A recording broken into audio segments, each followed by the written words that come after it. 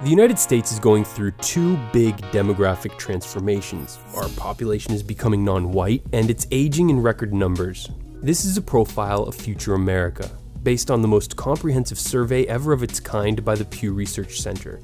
This is America's age pyramid. That bulge getting older is the baby boom generation. Like my parents, and probably yours too, born in the prosperous economic time period after the Allied victory in World War II. For the first time in history, a society's age pyramid will turn into a rectangle. Living longer and having less kids are the ingredients for an older population. Other highly developed countries are also entering this uncharted territory in human history, when there will be almost as many of us over 85 as there are under 5. One major consequence? There will be a lot less people working to support a lot more retirees, which means we'll have to work a lot more efficiently. The good news is that we're already well on our way to making that transition. But with 10,000 baby boomers a day turning 65 between now and the year 2030, that change is happening fast. When Social Security began, there were 42 workers for every person receiving benefits. Today, that ratio is 3 to 1, and it'll be just 2 workers to every 1 beneficiary soon enough. Another piece of good news, though, is that the percentage of Americans who think this creates a strong conflict between the different generations is relatively low.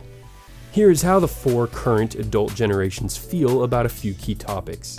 Millennials and Gen Xers are much more politically liberal, as seen in our support for President Obama, our strong support of marijuana legalization, and same-sex marriage.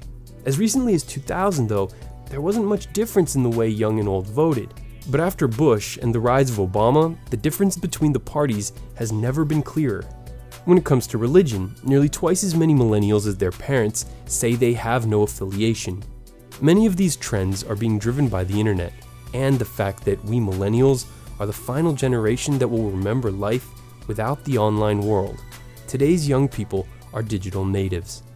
The other factor that's driving our open-mindedness is our diversity, which gets us to the other big transformation happening now in America. In 2010, 64% of Americans identified as white, down 21% from 50 years earlier.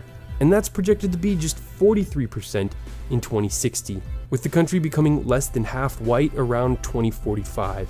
Immigration is driving this. A century ago, 9 in 10 immigrants were from Europe. Now, 8 in 10 are either Hispanic or Asian. And since immigrants tend to have a lot more kids than the rest of us, by 2050, 37% of Americans will either be direct first-generation immigrants or the children of immigrants, the highest number in modern American history. The other brush painting this rainbow is interracial relationships. In 1960, 2.4% of marriages were interracial, a practice that was actually illegal in a third of the states then. Today, more than 15% of us are marrying across racial lines.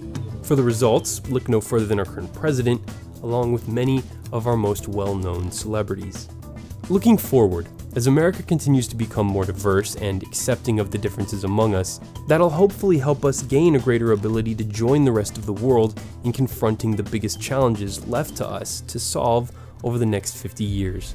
Battles like climate change, poverty, hunger, disease, the spread of weapons of mass destruction, and cybercrime are all issues that transcend international borders, requiring cooperation between many different kinds of people.